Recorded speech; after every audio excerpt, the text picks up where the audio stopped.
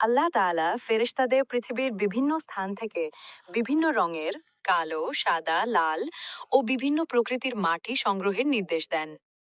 এ কারণেই মানুষের গায়ের রং ও স্বভাব ভিন্ন ভিন্ন হয়। সংগৃহীত মাটির সাথে পানি মিশিয়ে একটি আঠালো কাদা তৈরি করা হয়।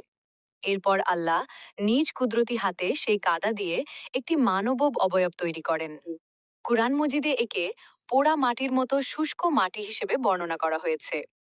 আদম আলাইহিসসালামের এই মাটির দেহটি দীর্ঘকাল প্রাণহীন অবস্থায় পড়েছিল।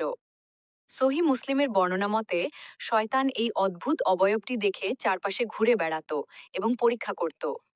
যখন মাটির দেহটি পূর্ণতা পায় তখন আল্লাহ তাআলা তাতে নিজের পক্ষ থেকে রূহ, আত্মা ফুঁকে দেন।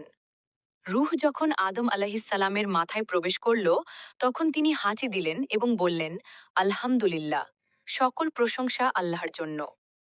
সৃষ্টির পর আল্লাহ তাআলা আদম আলাইহিসসালামকে সমস্ত জিনিসের নাম শেখালেন এবং তাকে সৃষ্টির শ্রেষ্ঠত্ব দান করলেন। এরপর আল্লাহ ফেরেশতাদের নির্দেশ দিলেন আদম আলাইহিসসালামকে সম্মানসূচক সিজদা করার জন্য। ইবলিস শয়তান অহংকারবশত এই নির্দেশ অমান্য করে অভিশপ্ত হয়। আদম আলাইহিসসালাম জান্নাতে একা অনুভব করায় আল্লাহ তার বাম পাজরের হাড় থেকে প্রথম নারী বিবি হাওয়া আলাইহিসসালামকে সৃষ্টি করেন। ভিডিওটি ভালো লাগলে লাইক কমেন্ট করুন।